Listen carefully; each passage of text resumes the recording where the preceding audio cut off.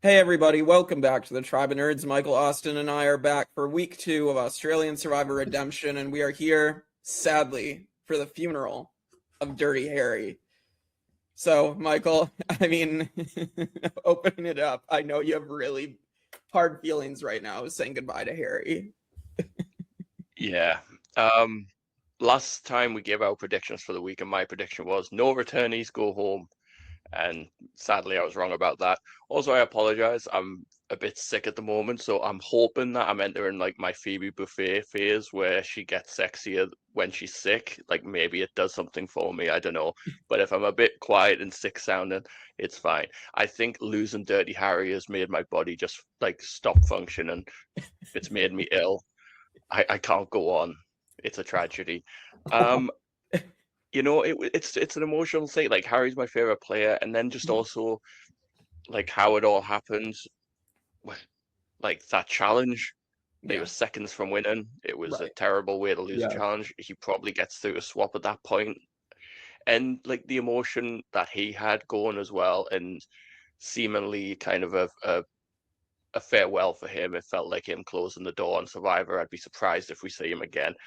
But Yeah, I'm really glad we got to see him again anyway. Like we got to see him for a third time. It wasn't for as long as I would have hoped, but I was happy to have him for the short time we had him. But man, it sucks when there's someone that you're like really rooting for.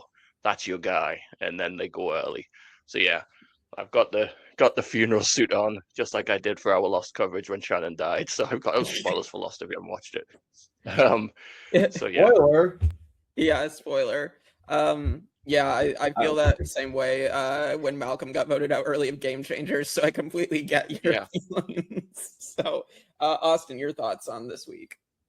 This week, I'm not gonna lie, the whole my whole prediction for this whole week was wrong. I mean, I think I said 3 predictions and they were all wrong. I 100% did not expect the wave it kind of went. Like I was thinking like Mark was gonna go like a pre-swap, and instead it's Harry. Like I figured like Johnson would survive at least this swap and he didn't. I mean, it's very interesting how it's going, how it kind of went, and I kind of enjoy it because these players are kind of not, they are a little chaotic, but they're not afraid to make the moves right now, and it's fun. Like we seen Paula go, and I was like, oh shit, I did not expect Lottie to climb, like just catch her it like right then and there. What is it, day 9?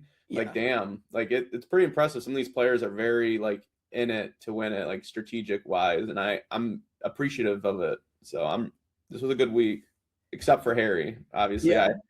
I do want to touch my one point on Harry. I have never seen his OG season yet. I'm still in the middle of watching it, so Mhm. it's almost sad in a way because I'm starting to get hyped on this character. And the first season I watched, and now I just watched him completely have no chance basically on season 3 that he's been on, and I'm like, damn, like so it sucks to see. Yeah, I feel like Harry is someone that knows how to play from the bottom well. It's just at this time he finally couldn't escape it. And that sucks. We did get to see the birth of Dirty Jackson though. I mean, Oh my we'll god. we'll get to that episode in that tribal council, but Jackson very much destroys Harry. Like I admittedly, like it sucks for Harry, but like Jackson found out how to play him in that moment. I So do I do want to mention one thing with Harry. I don't know if you guys keep up with like the shorts that the social media posts every now and then, but mhm. they posted, Harry's car ride back to, I assume, the, jury villa, or not jury villa, but the pre whatever villa, whatever they call it. Yeah. He basically was like, I'm just gonna be honest, I kind of seen this coming. I could not get in with this tribe. Like it was not the vibe that I was, trying to go. And they obviously just didn't want to accept me. And, like that just sucks because sometimes that's just how it is. Like a Yeah. tribe just doesn't like want to move your way. And at that point, you're kind of just screwed, right? You have really no choice. You have no chance unless you have an idol. Right. Yeah. He was just trying to hang on to swap. That was his best hope. Oh, yeah. And like from there, he could have a good shot, but yeah, it wasn't to be. I will say I chose both Harry and Lottie in my draft for a very particular reason. That I was like, one of them's gonna go. and the one that doesn't is going to be set up as a major player. And I think as much as I wished Harry had stayed, this Lottie pick actually ended up turning out pretty good for me. Like, this was a huge week for Lottie. I feel like we're going to be talking about her a lot. This was 5 stars, even though you took out my boy. Yeah. Lottie might be one of my favorite players, if not like my favorite right now.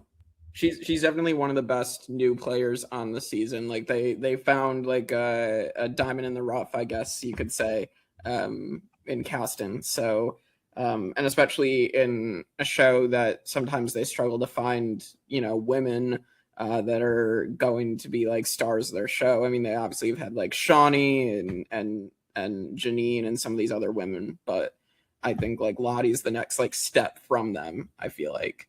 Well, women get undermined very easily in like Survivor's past, right? Like sometimes it's the early boots where they're just like weakest next, you know what I mean? Which I mean we really aren't seeing that this season, to be honest. I mean, they're like Kat was not voted out for weakness; she was voted out for strategy reasons. Like Eliza was not for strength or like we're seeing this different type of season where it's all players kind of going out for actual reasons. Like they're not even considering the challenges, at least from our POV, I believe. Right. Yeah, I agree with that. Good. That's what we want. Yeah. Because they don't matter that much, guys.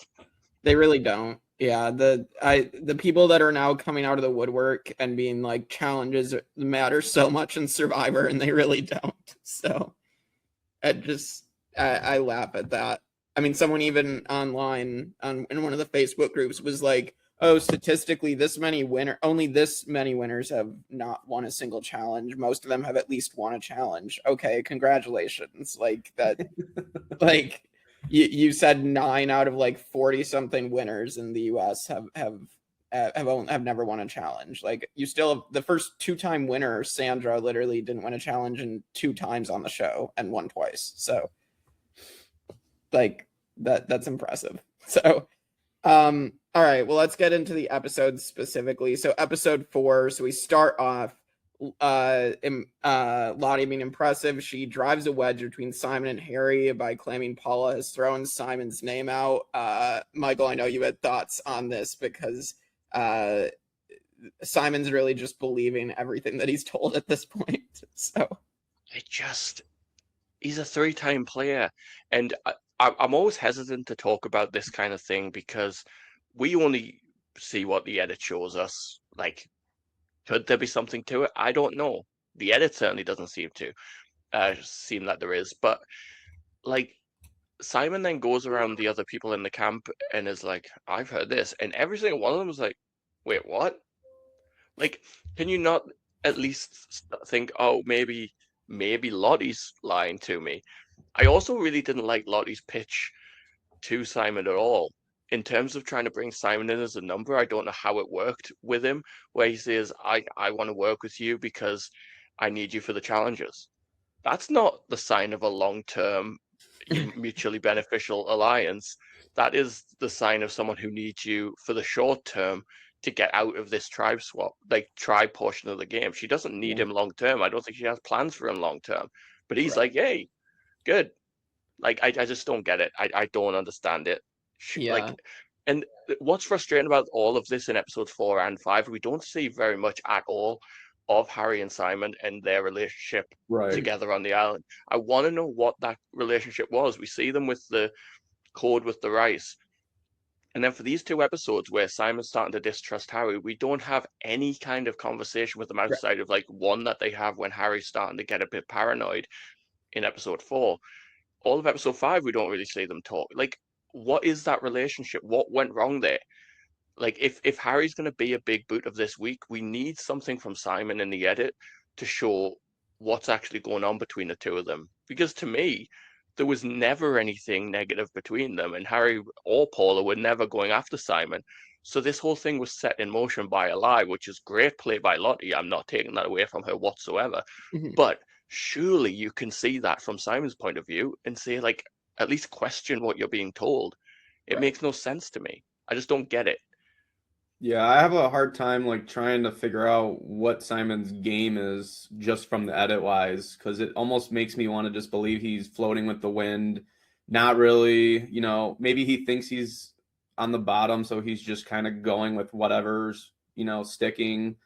I agree with you 100%. Like I'm trying to figure out how Simon like persona was in these 2 episodes. Like, was he wanting to work with Harry? Was he trying to do anything? I mean, I barely seen that. We seen basically the polar opposite, right? Lottie's doing her work. We hear Lyndall talking every 10 minutes about how paranoid she is about what Harry's saying. I mean, like, you just never hear from like a player who gets returned now. This is his 3rd time. Simon, like, what are you doing, Simon? And like, look, anyone but me is a fair strategy. It's like famously, one of the most famous strategies because of Sandra. Like, I totally get it. If it's not you, like, just survive through this portion of the game. I totally get that from Simon. But like, compare that to someone like Mark, who moved heaven and earth to like protect his ally. Like, if Harry wasn't super important to Simon's game, that's fine. But let us know.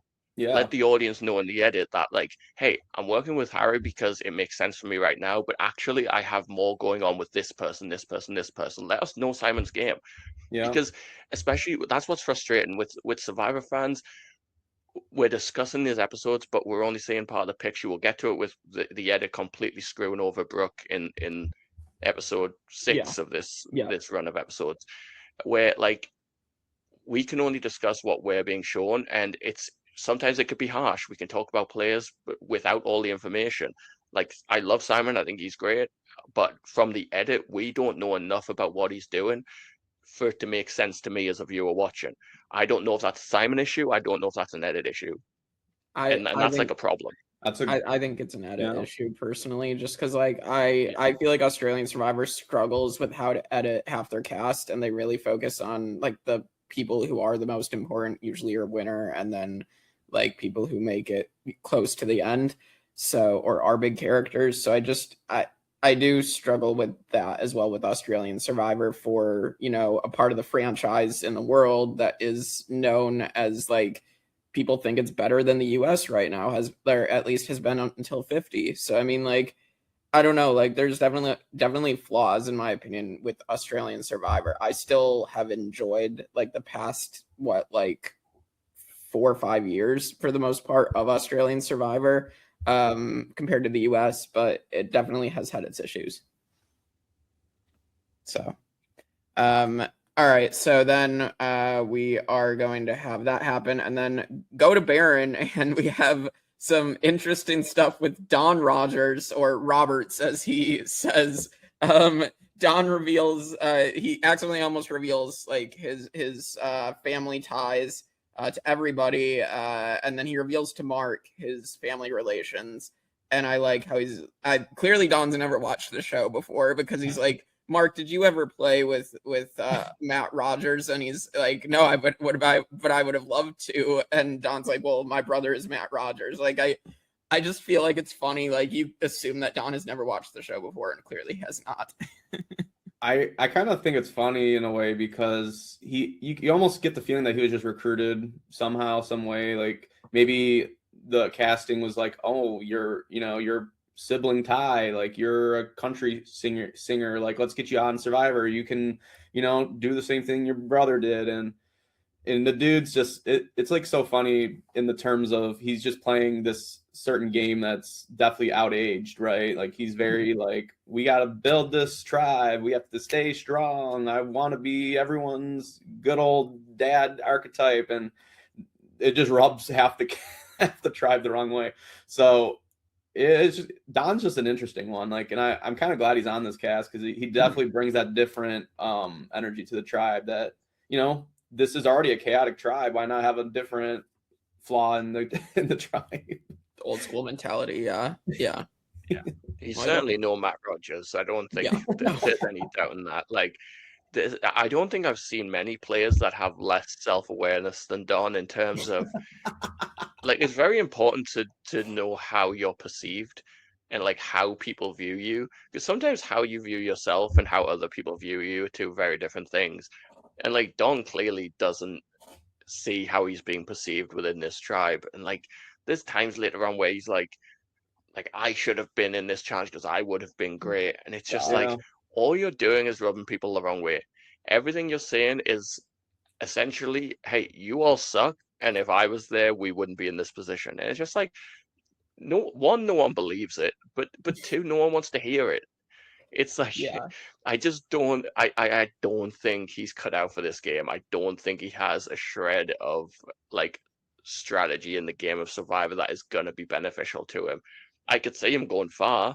I could see Mark like dragging him along and being like, yeah, corn chips, apparently. I don't know what that's about. But like, yeah, drag him through. But yeah, just not Matt Rogers, but in any stretch of the imagination.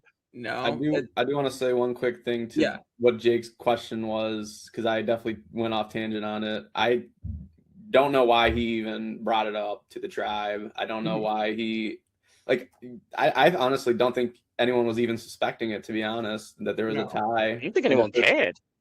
Yeah. So I'm like, why didn't you just not say anything? Because now it's just an unneeded thing. You know what I mean? I'm just confused. Well, I mean, you have Caleb even wondering who the hell Matt Rogers is. Like, some people just still don't know either. So it's really, really funny. I did find it funny. Like, you have, was it Faith? That's just like Rogers. Like, she picks up on that he said Rogers at one point. Faith. Oh my God. So it's just really funny. Then we get the I know what I was gonna say about Don real quick. It reminds me like that what you brought up, Michael, about him like asking to keep going in the challenge. It reminded me of Jimmy T in Nicaragua, the US, and he's just asking Jimmy Johnson to put him in the challenge, and like, you're wasting me back here, and then that tribe still loses. So like, put me in, coach. Yeah, it's just, for me, that's what Don is, and like Mark is literally like actually doing well at most of these challenges. So yeah, so that's a good comparison that I thought of. Let's head to the reward challenge. This is the tug of war, and you throw the sandbags to land them on the platform, and it's for chocolate cake. We'll get to that reward in a moment, but Bounty ends up winning. But I found this to be a weird challenge, and I feel like these episodes had a couple of weird challenges for reward. I think it was this one and the dodgeball one for me that were just kind of, I don't know, like it's cool that we're getting new creative ideas for challenges, but like, I don't know, it was just weird because then you have to just basically wait for someone to waste all their sandbags. Like, I don't know. I loved them. I loved the dodgeball one, and yeah, I thought this was a really fun one. Yeah, I liked it. The biggest thing for me is that, like I say, that's about all I can say on challenges. I enjoyed it. It was a fun 10 minutes.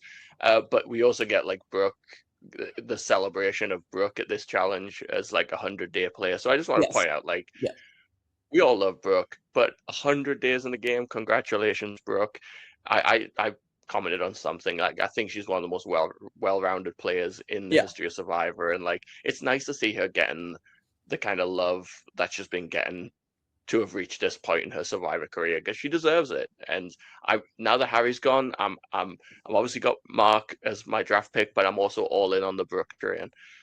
Yeah, Brooke is fantastic. I mean, we said it in the draft that I just don't see her going early, and I still don't. Like, I just, she is, in my, like, season one, for like as like lackluster as some of that cast was with like their honor and integrity stuff, like Brooke was one of the best players of that season, and just like got shockingly taken out when she did. And then like All Stars, she was one challenge win away from winning the game, and then here, I mean, she's in a good position still, seemingly. So I have nothing but respect for Brooke. My one quick Brooke comment before we go on episode 6 is that she's definitely starting to make me think that she's going long term, just because she could be like a Parvati, like not Parvati, but this season, but like a Parvati archetype, as in like all the girls are just flocking to her. Tez is flocking to her. I mean, I don't know. I'm starting to get that maybe later down the road she might, maybe swing a woman's type of game. I don't know. But challenge wise, I don't know. I kind of was thinking of these like schoolyard games. You know what I mean? I like schoolyard games like dodgeball. That's fun. Tug of war. That's fun. I mean, just all fun.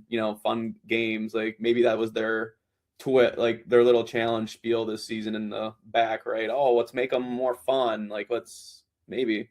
Yeah, I feel like because I've liked them when they've been different iterations of the same challenge. Like when I just feel like I think it was probably just like them having to wait till someone wasted all their sandbags and they literally can do nothing as like the other tribe gets the shot at it. I think that's the problem I have with it. And then so I've liked it in other seasons better. And then like Titans versus Rebels, and then the dodgeball challenge in Titans versus Rebels I think was much better, where I feel like people more so had a chance to like dodge, or like I don't know, like I feel like this is just okay, you're all standing in a line on a beam and like basically you have very little wiggle room to dodge this. I mean, the caveat at least, maybe don't miss 10 of your 10 throws when you're in the tug of war challenge. I mean, like, yeah, I don't know. I mean, Tez hit it on the first damn throw. Yeah. Cameron missed all 10. I mean, yeah. I don't know. 30. He had 30. 30? That's insane. Yes. Oh my God. Come on now, Jake. 30 shots. You just suck. I mean, I'm not going to deny. Yeah. Like, I think it's not good, Cameron. Yeah. Sorry, Cameron, but you were not good. But... I love you, Cameron. So we're gonna get now to the chocolate cake reward, and this is a classic Australian Survivor staple that usually always has advantages. So Richard opens the note, and now he must divide the cake between people in its different size slices. So he gives the biggest ones to Harry and Simon, which is really, really interesting, knowing that he is not working with Harry whatsoever. No, it's smart. I loved it. That was the first time where I was like, oh, okay, there's something with Rich. I really like it. Give the two biggest players to the two players that have got the biggest targets on their back as returning players, subtly saying like, these are the guys that are in control. These are the guys who knows what they're doing, and these are the guys that get the biggest slices. Like it's a little thing that puts a target massively on their backs. Like I thought, That's done, Rich. Yeah, I guess it's just like Rich has been super low key in the game so far, or at least in the edit. I'm assuming it's more so the edit than anything else. But yeah, this leads to Asha getting the advantage that we're going to see in the next episode, which is basically safety without power, but she gets to basically save one person of her tribe and then kidnap another one to vote in their place, basically is how it is.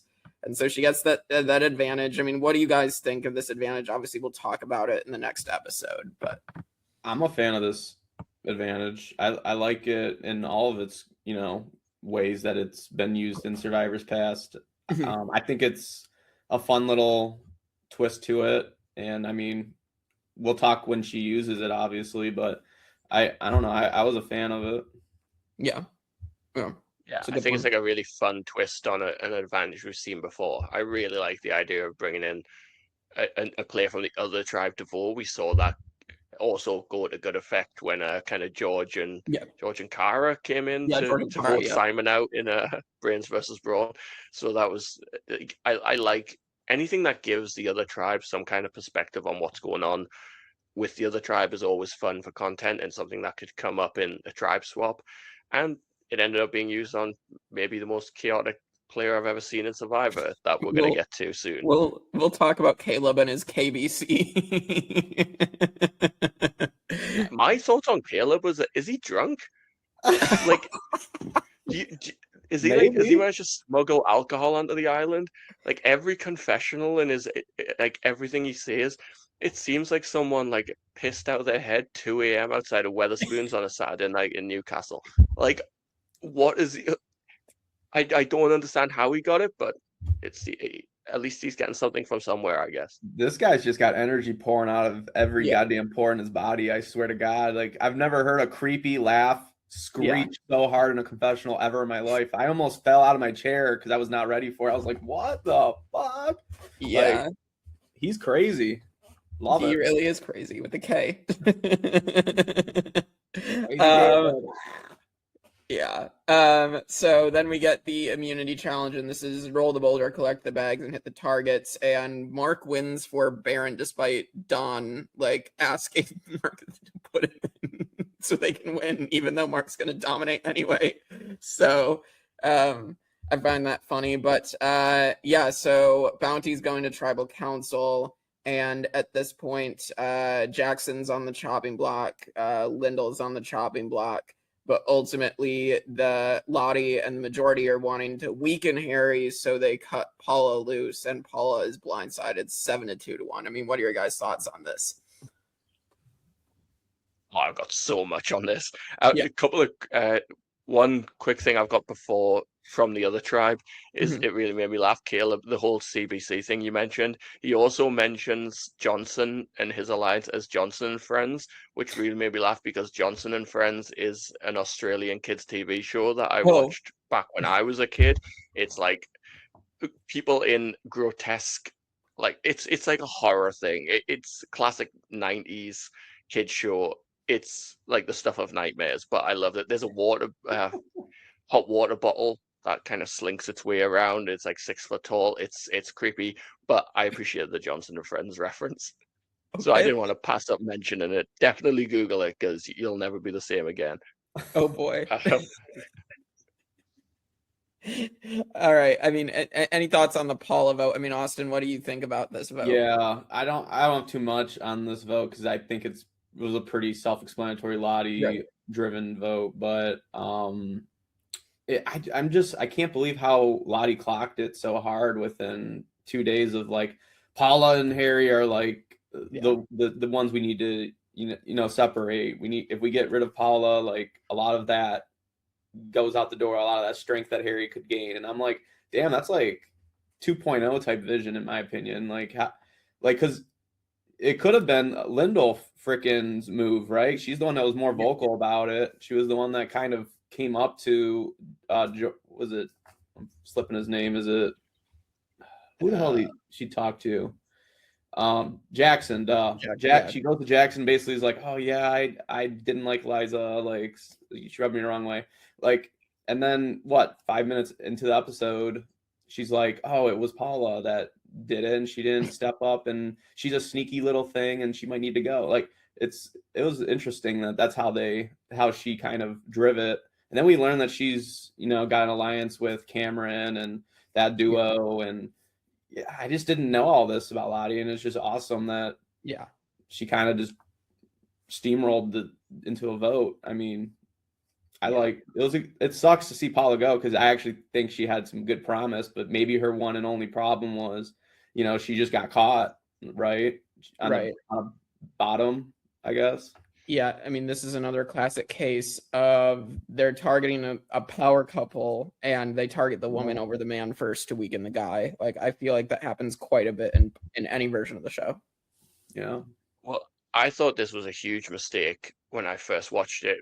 With the 3 episodes, this worked out perfectly and Paul is able to get both of them out by the end of the week. But to me, Harry has a proven track record that if you put Harry on the bottom, you have a serious fight on your hands. So I saw this as a disaster for Lottie, that you're not taking out the big threat in Harry that has the potential to come back from this, but you're taking the shot where Harry's now going to know what's happened and you're giving him 3 days to come back with something.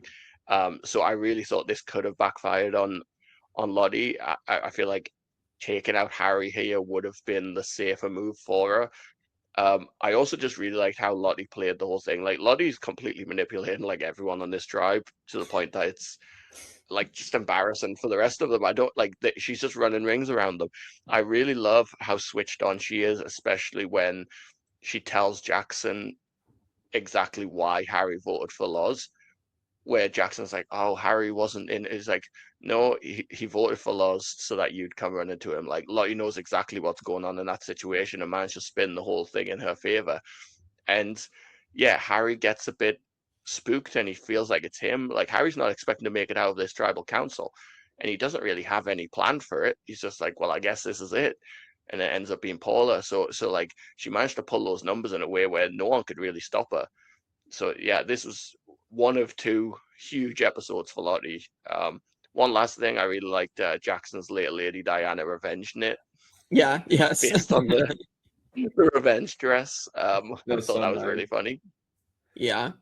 He's gearing up. Dirty Jackson is starting to come out already with the revenge knit. So We are not given Jackson Harry's moniker in the game of Survivor. It's not happening. Let's not start that. He's not Dirty Jackson.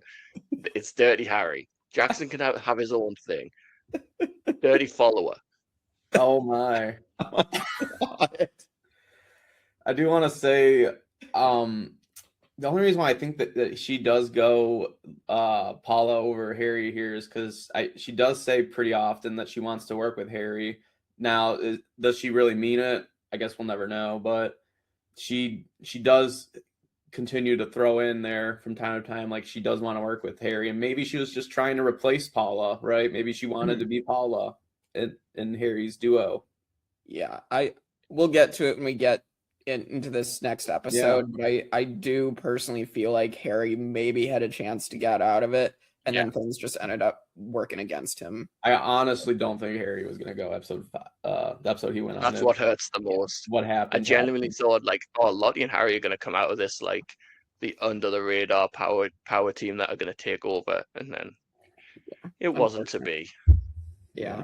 Well, let's get into episode 5 now. So we get back to camp, and Dirty Harry is promising revenge. Dirty Harry is going to come out and take vengeance upon everybody who just wronged him. And so, yeah, I mean, he's trying to appeal to Jackson and Lottie, and I feel like these are the exact right people that Harry needs to appeal to. So, I agree. The whole argument that Harry made about, look, you're going into a swap with passive players. That's not a good look for you. Like, you need someone that's going to be able to fight with you and actually not just go along with whatever's been flowed to them. And that is a dangerous thing. If you go into a swap with passive people, they're not going to do anything outside that because they don't want to put the target on themselves. They just go along with things. I think that's the biggest problem with Survivor in general is the amount of passive players that you have that aren't actually willing to go out on a limb and fight. And she completely sees the logic in working with Harry from that point. And I do believe that Lottie was all in on, like, actually, I think Harry's going to be useful here. Because Lottie has come out and proved herself to be, of the first-time players, like one of the most strategically sound and you know, playing the hardest. So that is going to come down on her at some point. She needs people like Harry around at that point, like as a shield that she can work with, but also kind of prop up if she needs to. So yeah, I thought Harry played that the best he could, and Lottie definitely understood the logic in it. Yeah, and I mean, I love what you're saying because that's kind of how I see the game, right? If you're a female player, strategic wise, and people know that, you need people around you that are going to fight with you in the game, right? If you're going to a swap with like 4 people from your tribe that are all just passive, and then the other tribe has 3 going, shoot, maybe they flip on you to get rid of you in your strategy. Whereas like Harry's going to keep fighting all day and all night to, you know, get into people's skin, get into people's heads. I mean, you've seen in episode 5, he tries, you know, some crazy things, which I totally appreciate and loved from a Survivors fan. So like, yeah, I mean, Lottie, I 100% definitely think that she was talking to Harry like with sincerity. Like Harry was given the best pitch and that he could give to why he needs to go forward with her, and she was like, "Yeah, you're literally correct." Yeah, absolutely. I think Harry did all he could. And so then let's head back over. We also have Asha tells Lottie about her advantage as well. So she tells her ahead of time, and as we're going to see, that's going to come into play.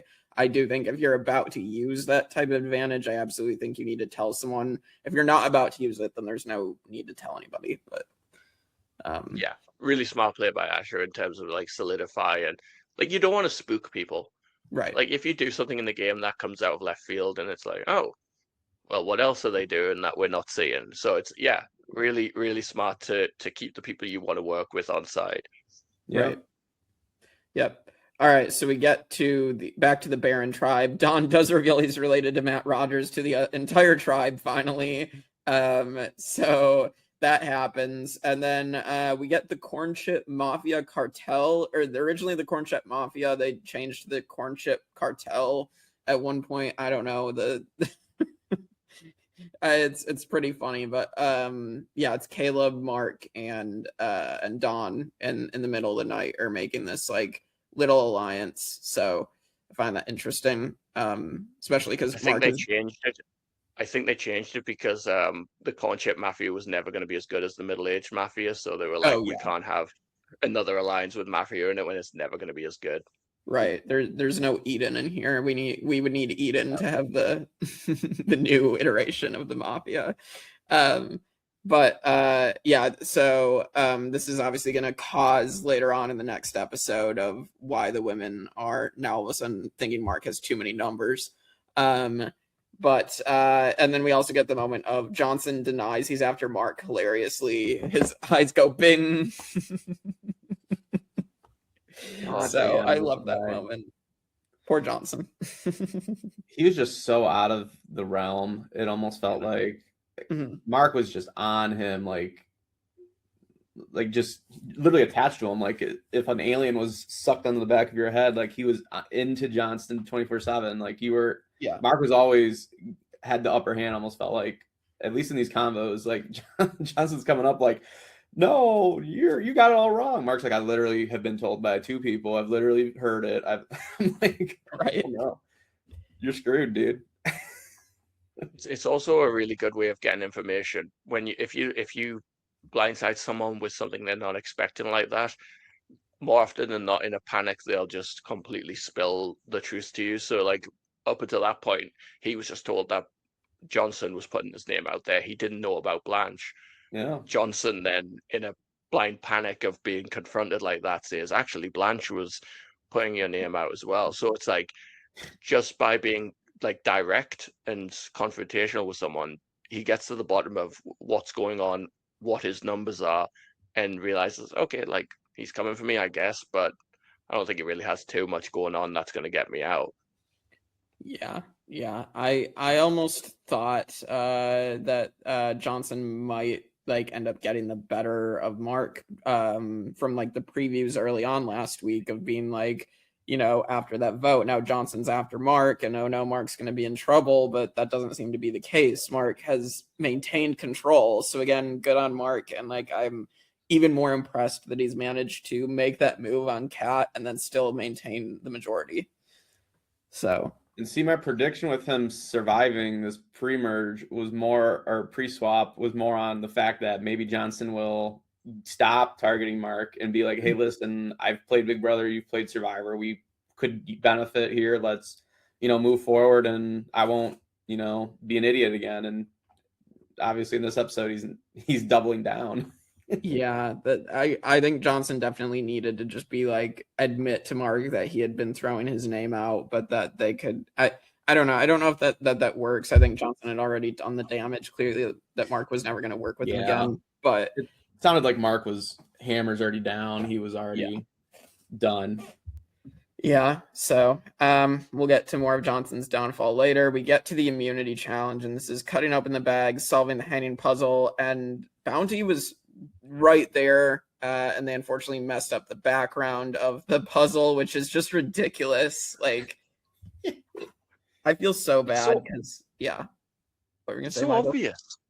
Yeah, Harry was pissed. Like when they lost that chat, like Harry was shouting. Like it was so clear once they spotted the pattern in the middle. There was 2 bits. It was like the straight line from the R and the straight line from the M. Right. They just needed to switch them. And then somehow, I didn't even see what they did, but they switched the wrong bits, and then it was even more messed up. Like, what pains me even more is that is a dumb decision that was made. They messed it up, and now Harry is gone. Yeah. If anyone else was there, they switched those 2 spots, and Barren go to tribal council, and Harry potentially survives the swap. So it's so frustrating that that's what gets Harry out. A dumbass decision. Oh, It's really frustrating when it comes down to the silly little mistakes like this. Like Michael said, just freaking move them, man. Like they Right. like took it apart, flipped them, then swapped them. I'm like, oh my god, you guys are doing it way too much. Like you guys had it. Like come on, Yeah. backwards, backtrack. I feel like Harry's now going to like regret that he didn't put himself on that puzzle, because if he had, then I think they win that. So Well, he sees it clearly. You can see him. Yeah. He's literally pointing at it, and you Right. can see it in the edit. He's yelling like, "It's Right. just a swap. It's just a swap." Right. So then so Barren wins. This is their 4th immunity win. I never would have thought that the tribe that had nothing would win so much, to be honest. So it's pretty crazy that this twist ended up not going how we thought it would. Is it too early to say that Mark's kind of like the challenge guy of the season right now? I mean, he's kind of making it. You know what I mean? Like, yeah, I forgot in Titans versus Rebels how underrated Mark was in these challenges, and then it's just being proven again this season. So I totally forgot too. I mean, it must have been so under the radar that I didn't think he was this good at the challenges, honestly. Right. Well, because I think also Titans versus Rebels, then you had Kirby won a few, Rihanna won a few, Ferris won a few. Like, so I mean, like it was just kind of, Mark slid under. So yeah, true. So Asha uses her advantage now. She saves Laws, one of the 2 people on the bottom, and she's going to bring Caleb to tribal. Then we have an immediate individual immunity challenge, which is balancing the ball on the pegs, which Harry hates pegs. We know that, because that's literally the reason the challenge he's gone out on the other 2 times. Crazy. Yeah, it's very sad. They can't predict this stuff though. Yeah, it's so wild. He's played 3 times and he's gone out 3 times on this kind of challenge. What are the odds of that? He's like cursed. He really is. Yeah. So it comes down to Lyndall and Harry. He's right there. And of course, the one person that is also on the bottom after Laws, Lyndall, wins the immunity, further screwing Harry. Like, I feel like if Laws or Lyndall were there, like Lyndall might play her idol at that point, judging by what we know for the next episode. But I feel like just like so many factors went into play for Harry to get screwed over, I feel like. So yeah, that had to have been the worst hour of that dude's life, just watching as every person that he was trying to get rid of, just it gets erased off the whiteboard, and you're just sitting there like, well, shit, the only person that we can get rid of now is Jackson, and he's kind of gotten clawed in a little bit with these guys now, so shit. Right. Like, why did I still don't understand why she picked Laws though, because she explains it that she was the most was it introverted or some shit? I think so. Yeah. I'm like, then who? Like, what? Why don't you send someone that will get info then? Or I don't know. I think she knew she was ensuring Harry getting voted out. Like, I really think that's what it was. Because I can't think of any other reason for you to send Laws over there. I don't know, man. So it's unfortunate. So Caleb does get brought over. We get crazy Caleb just being like, oh yeah, I'm gonna gun for all the returning players, all the big players, which is like, I just feel like Caleb is like the epitome, like the definition of the guy who wants to make moves just for the sake of making moves to add to his resume. It is the 5th tribal council. It is day like 12, and you're already thinking forward to day 45 of you might get to sit in front of a jury and explain these resume moves from like day 12. Like, I just think it's ridiculous. I think it's I just think it's not the mentality to go in with. So. The resume, as they say in Australia, it's going to add to my resume.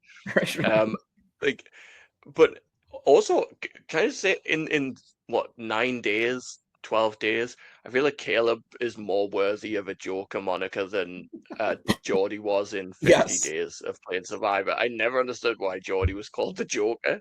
It's just silly Survivor nonsense. But this guy seems legitimately unhinged. I was like, can we rebrand him?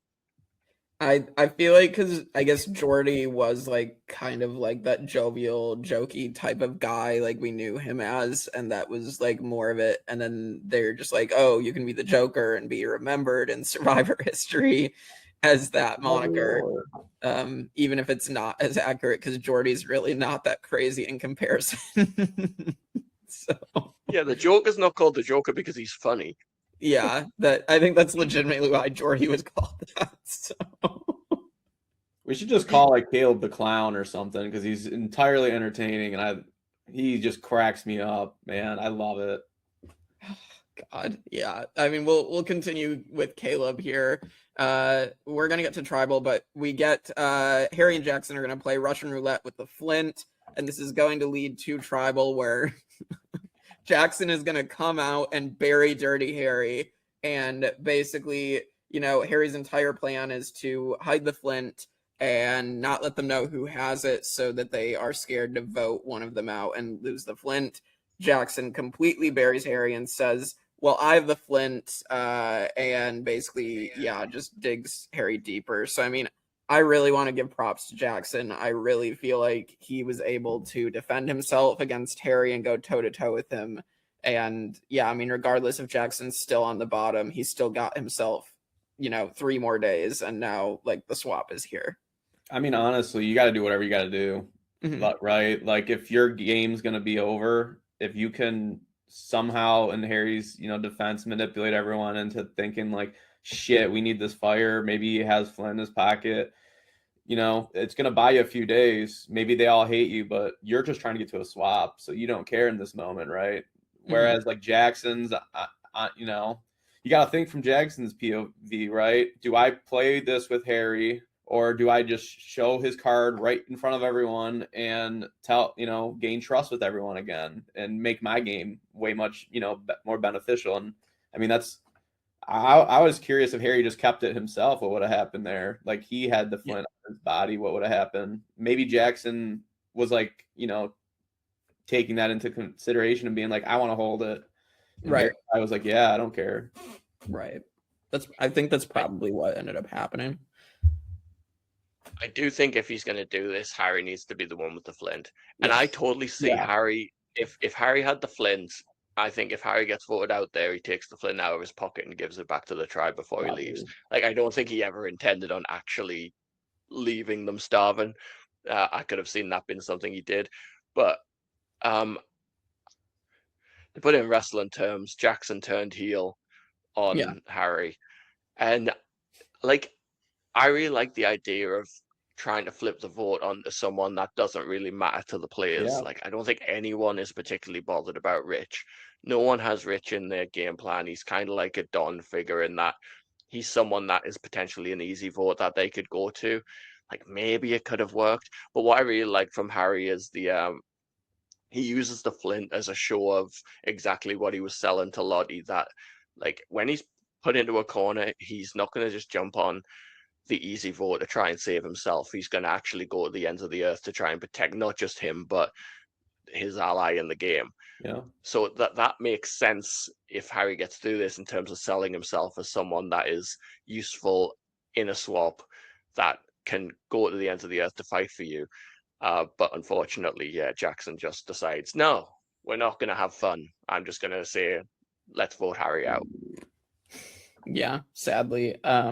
Couple other memorable things. So Caleb is told to vote Jackson last minute in the case of a split. So he does that. I'm honestly surprised Caleb just listened to direction, to be honest. I thought he was just going to honestly go rogue at that point, but whatever.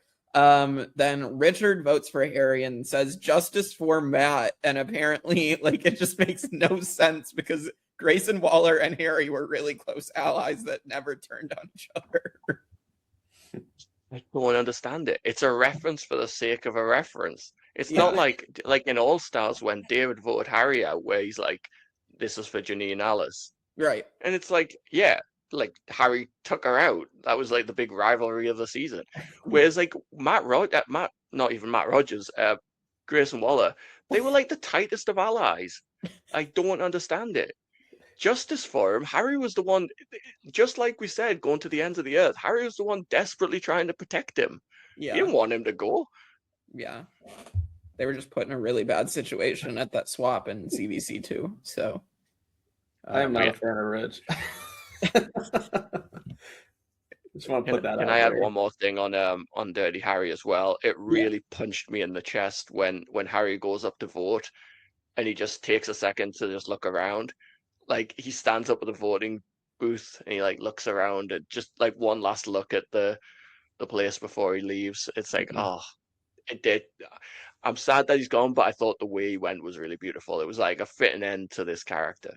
Yeah, and we also have Simon burst into tears, like, and hugging Harry. Like, that was a really sad moment. And I just want to say on Harry, my last thing is like, for Michael and I to start on this journey together. I mean, Harry was the first person we interviewed as a Survivor player, and that was kind of not just our journey, but my journey to get to where I am on this podcast and being able to talk to survivors. And so, like, I'll always be grateful to Harry for that. So, yeah. And he burnt the stick. He threw the stick in the fire. I'm like, oh. Yeah, it's sad. And just his final words, like, he's so privileged to have gotten to play 3 times. And I think, like, yeah, it's sad. We're going to have to progress without Harry the rest of the season, but we do what we must. Who knows? Maybe there's a secret redemption island. He'll come back at merge. I would love that, but I don't think I'm in the denial stage of grief, I think. Michael's just pulling anything out he can think of. They're an extinction island. I mean, it worked for Haley, so all right, so then we are going to get to episode 6, last episode of the week, and Caleb is so happy going back to the Barren camp, and this is a really stupid move on Caleb's part. Caleb goes to the camp and publicly in front of Mark and Brooke as well says, Harry went home and we publicly got rid of a returning player. All the big players and the returning players have to go. It's like, Caleb, what was your goal with this? Just psycho energy. This dude's unhinged, and I think half the tribe's not even bothered. I mean, they just kind of look at each other. I mean, Faith's very bothered, which Faith's bothered with almost anything that's been happening this episode. But yeah, I'm like, Caleb, you got to just calm down a little bit, buddy. You're on a high. Like, I don't even know if you're just drunk. You might be high and drunk at this point. You're just out there, man. You got to calm it down a little bit. Michael. Yeah, I mean, yeah, I think I covered what I think about Caleb. I again, kind of like Don, I don't think he has any self-awareness. No. Like, the entire thing at Tribal where he's just ranting and raving, like, he has no concept that everyone's looking at him like just a fool. Like, no one's taking what he says seriously. He didn't actually affect anything. He was just a spare part of a vote that was already happening. And now he's coming around in the camp like, hey, I was a part of it. It's like, you weren't a part of anything. Chill out. Yeah. I mean, he puts a bigger target on his back, and I think that's going to come into play probably in this next week, honestly. Maybe, yeah.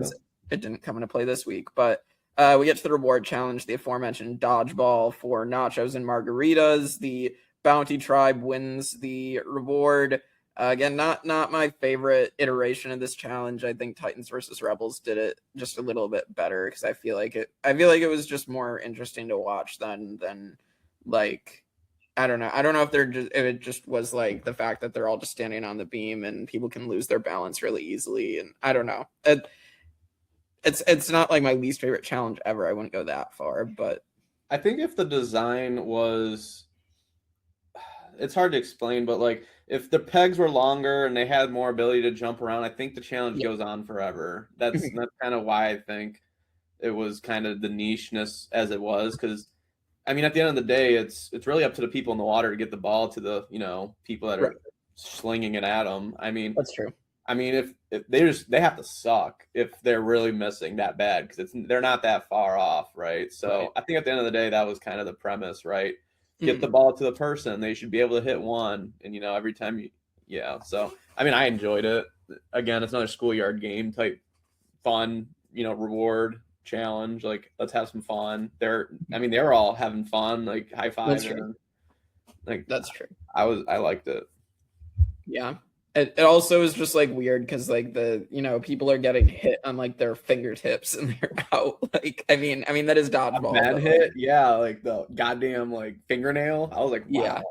Yeah. It was just crazy. So, all right, and then I didn't really have anything in between the reward and the immunity challenge. I don't know if you guys had anything else that happened in between those. Yeah, but...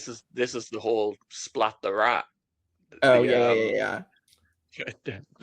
With what Tez. is it? Yeah, with Tez, right? Operation Snuff the Weasel, Yeah, which is a bit harsh, right? But yeah, I do also find it interesting that we're seeing like Faith is in an alliance with Mark, but we keep seeing these things of like, oh, but this other person's talking to this returning player that I want to work with, so now they gotta go. Or you could like work together. I don't know why it's always like two people on an alliance, like a majority. Like build on it. Why does everyone have to monopolize their time with Mark? I think it's the same thing like as we talked about with Caleb to a lesser extent, obviously not as crazy as Caleb, but like the fact that everybody wants a resume and they want to make sure like, okay, if I make a move here and I still work with Mark for a little while longer, eventually I'll be respected because I did try to make a move to like, immediately better whatever position I thought I was in when they don't necessarily need to do that. So I gotta say, Michael cracks me up when he says blunt statements because it's the truth, and it's funny that the players are just never under the consideration. Because say you take out one of Mark's close allies to go join Mark might be pissed at you. I mean, why are you doing he will be. Mark has been pissed off when you take out his allies. He's been proven to do that. He's just gonna like Faith. You are his number one in his eyes, at least from the first set of episodes. Why would you do anything to disrupt that? Like you're in a good spot, and it seems like you're in with Brooke and Keely also. So like, just chill out, Chef. We get it. You're a little hot headed this episode, but chill out a little. We'll get to this. Later on, I was like, oh my god, I'm off the Faith train right now. But I do like the under the radar trio of Faith, Keely, and they bring in Sally. Like that's good. Yeah, I like that. Good idea. But bring in Mark and Tez as well. Like Tez finally gets a confessional, by the way, as well. So good for Tez. We do like Tez here on the podcast. So shout out. I thought for sure he was going home. I thought it was going to be the classic Australian Survivor thing of the second someone gets introduced that, well, it's this episode, they're going to leave. Okay, bye, Tez. Yeah. I won't lie, because it was like 10 minutes in, Tez got it or something like that. And I was like, oh, shit. This is like a weird confessional, too. Like, he's kind of just saying what he wants to do. Like, I'm like, oh, no. Is Tez it? Yeah, I'm happy, obviously, he wasn't it, because I want to get more time to get to know him on the show. They like to do that, though. They like to give you 0, 0, 0, and then episode 4, give you 4 confessionals that mean nothing, and then go home. Yeah, or in the case of Sam and CVC2, give her literally nothing and still send her home. That's horrible. I know. Despite her being in a majority alliance early on, but whatever. All right, we get to the immunity challenge, and this one is interesting in the fact you have to use the pulleys to navigate the maze and get balls into the slots. So I found that to be pretty interesting.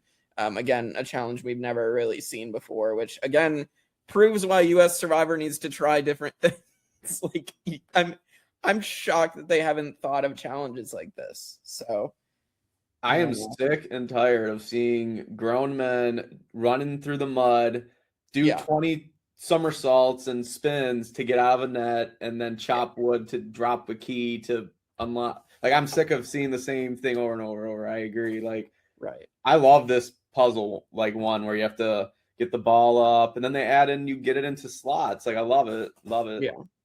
Yeah. 100%. I like that it was we've seen like similar style challenges with the little balls and the vertical puzzle. I Yeah. like this is like footballs, and you've got to get like it's like a different dimension to it. I think that's what Australian Survivor does really well. Is Yes. they take challenges and they add bits to them, and sometimes it works and sometimes it doesn't. But like at least they try. They try to Yeah. shake it up. Like, sorry, I'm jumping back, but I love the way they revealed the individual immunity challenge where Yes. Oh yeah. it was all set up behind an Australian Survivor Redemption logo, and then they just kind of drop the board and the pegs. Like stuff like that is just really cool. So yeah, I do appreciate the lengths they go to with the challenges to make them unique and different. Yeah. 100%. There are people who like really look forward to the challenges too. So like they Yeah. like I enjoy this part mostly to watch them just compete because it's, you know, gives them immunity. It's fun to watch for me. So like I enjoy what they do with it. It makes me entertained. Whereas in USA Survivor, I hate to keep comparing the two, but sometimes I yawn when I'm watching it and I just kind of wait till it's over. Right. To be honest. Yeah, I feel that, honestly. All right, so Bounty finally wins. They have lost 4 out of 5. They finally win again. Hallelujah. Right when Harry goes home too. Just so stupid. I know. Yeah. It's depressing. Again, the tribe that is everything was struggling for a while. Now they can finally win something. So yeah, we've already talked about Faith and Keely worried Mark has too many allies, so they're targeting Tez originally, and then they switched to Caleb because Caleb is too much a wild card. But Mark wants Johnson out, and Don becomes the decoy, is okay with them throwing him out. Let's get to Tribal Council. And this is the moment, I know Michael was referencing this earlier. We found out that the edit was hiding something that actually happened with Brooke does play an idol here, and we're wondering why does she play it? Well, it was expiring at the swap, could only be played at this original tribe. So Brooke did, like, she had to basically play it. Is that what it is? Because I am still so confused on it. Yeah. Like they're not allowed to use it after this first swap, regardless. Right. It's like done. Yes. So I was under the impression you can just use it on that tribe. Like say you got swapped onto the same tribe, you would be able to use it. And then I'm like, well, then I'm hearing the same thing you're just saying now, and I'm like, this is so like I'm confused because they never say it. Right. You know what I mean? Like, because what if Lyndall gets on Bounty again and she can use it now? Now I'm like, well, shit. Right. Yeah, I feel like that because this was in Champions versus Contenders too. I think it was just something that had to be used in the pre-merge, not just pre-swap. And this, they completely shifted it and didn't tell the audience. Yeah, I'm so confused. Yeah. And it's especially frustrating because it does make Brooke look really kind of silly. Yeah. Like in terms of the edit, it looks like, wait, Brooke's name's not even remotely out. Like, why would she? And the edit needs to do something to show the audience. Like, it shouldn't have to rely on Brooke having to come out on social media and be like, "Hey guys, just so you know, this is what happened." Like, not everyone's going to see that, and Brooke doesn't deserve that kind of negative viewpoint because she's a great player and she played it the last time that she could. I do think there's an argument for maybe holding on to it in terms of like using it as a fake. Yeah. Like you could pull that out. Like it's you don't need it, but you could keep the idol that's ran out of power and maybe pull it out later at merge and be like, hey, I'm playing this tonight, just as like a bluff. So maybe, but yeah, kind of shitty edit in there. I feel like this season more than usual has had some like editing flaws where it rubs me the wrong way, and I don't know what's changed, but it feels like we're not getting a lot of important information. Yeah. I didn't like this part, especially as you said, Michael. Like, Brooke is an intelligent player. She's an intelligent woman. Like, she knows what she's doing, and I don't think the editors did her the best at all. I do want to mention, I bet you she thought about, Michael, what you just said, like bluffing it later on, because she does say like one statement when she's whipping it out that she like, I have no idea where this vote's going, which, to be honest, that whole scramble that we seen from after the challenge till tribal, I didn't even know what the hell was happening. I mean, there were so many different avenues and groups and names that were getting tossed out that, to be honest, if I'm Brooke, I'm thinking it's expiring right now. I'm whipping it out too because I don't know what the hell's going on. It could be me, and I just have zero clue. Because I mean, Tez was a name at one point. Don was a name. I mean, Johnson was a name. I mean, Caleb was a name. I mean, the list kept going on, and people kept changing plans, and nobody knew the numbers. I mean, Johnson was making a fool of himself with Faith because he had no idea what the hell was happening. And Faith's being a little asshole about it. I'm like, can you just answer the man's question? Yeah. Johnson we've got to talk about this scramble because, like, I felt bad for Johnson here. So they're trying to pull Johnson in to try and be involved in a vote. They don't tell him the most key information that, hey, it's you tonight. They're lying to you. We want to take out Caleb. Give him incentive to join you. I totally understand why Johnson is, like, not sure about the legitimacy of what he's been told. And then he just goes to check with someone else within that group, like pulls Faith aside just to kind of corroborate the information. And Faith is just so passive-aggressive and rude to him for no reason. And it's like, at that point, I tell you what, the first thing I'm doing at that point, even if it gets me voted out, I don't give a damn. I'm going to Mark and I'm telling them all about the Caleb plan and the Tez plan. I'm telling them everything about that because I don't care. Like, if you're going to talk to me like that in the game, I don't care if it's going to get me out of the game. I'm going to blow up your game on my way out. Don't treat me like that. Like, he didn't deserve that. It was so unnecessarily rude. With Tribe more because obviously it hints that they're swapping after this. But I love how chaotic this Tribe is. Like, they are so unhinged. No one's collective. Like, you can just tell certain people hate Tez, and you can tell that certain people dislike Don. You can tell, like, Faith's kind of crazy. Like, you see all this stuff, and it's just funny that we only get 2 tribals of them. It sucks. Yeah. I mean, I definitely feel bad for Johnson here. He's voted out 7-4 over Don. I mean, to lose both the Traders and the Big Brother Australia reps. I mean, that's pretty crazy. I did not expect that. So off this Tribe too, the first 2 boots. But yeah, I mean, anything else on Johnson? I thought he was fun, to be honest. He was a fun character out there. Now it makes me want to go watch his Big Brother season.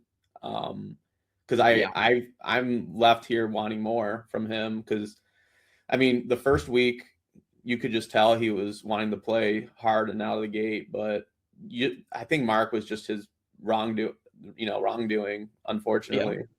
Yeah, I mean, it's tough when you get on the wrong side of the returning player in that way, and someone who clearly has so much agency because of in part because of that. So, the ironic thing is that on Johnson, his season of Big Brother was also partial returnees and partial new players. Wow. It was a OG versus newbie season, so he was going up against all the returning legends of Big Brother Australia.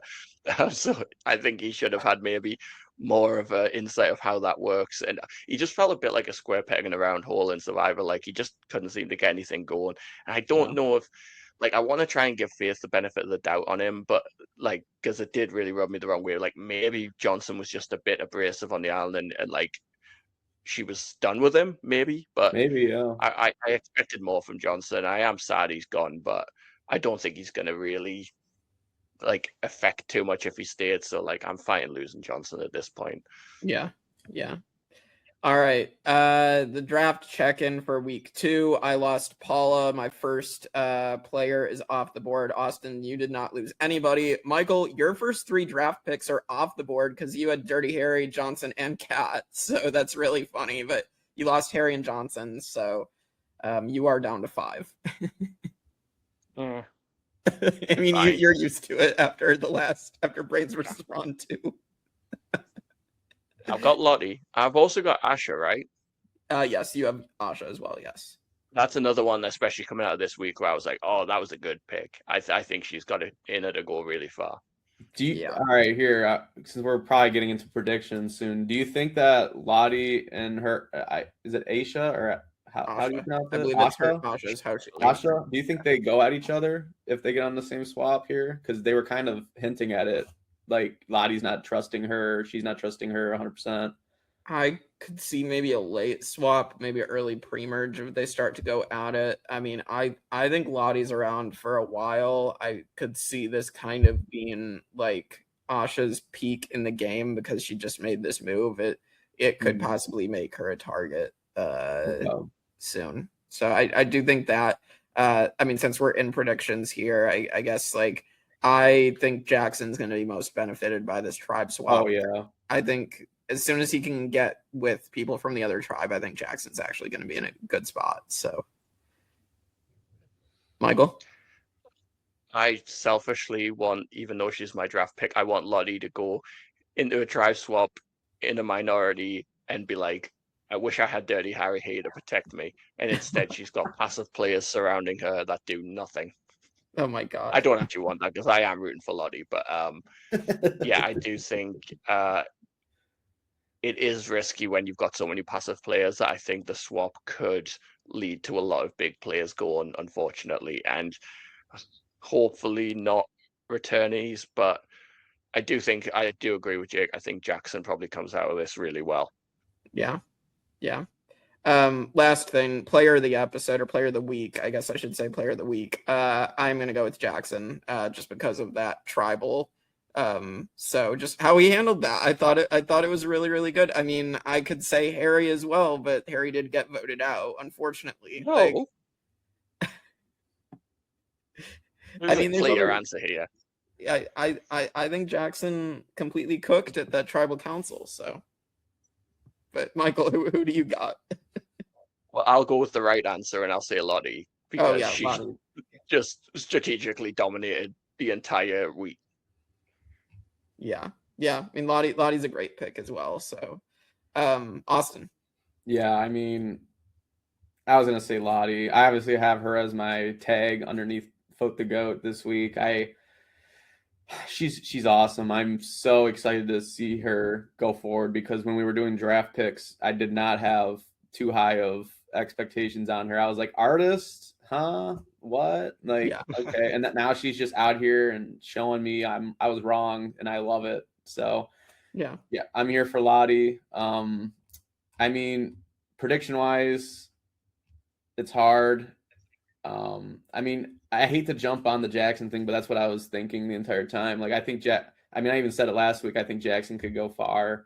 Yeah. He has a chip on his shoulder. He obviously can, handle stressful times. And then those tribals, I mean, he did what he had to do. So, I mean, I'm excited to see him. I'm curious to see if any of the floaters that they were talking about, like Laws and, I guess Lindell was scooped up into that convo, like if they go out at this point or if, a flop in the game happens. But I'm kind of hoping like some bounties continue to go out. I kind of want to see a Barren like push and then a bounty, come out from underneath at merge. Like I'd like to see something like that. Yeah, like a Galoo Foa from Samoa. Yeah. Situation. Yeah, that'd be interesting.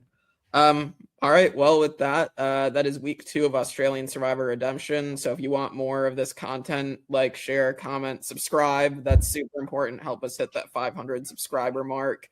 And we're gonna be back with more recaps throughout the season and possibly talk to some players from the season as well later on. So with that, we will see you all next time on the Tribe of Nerds.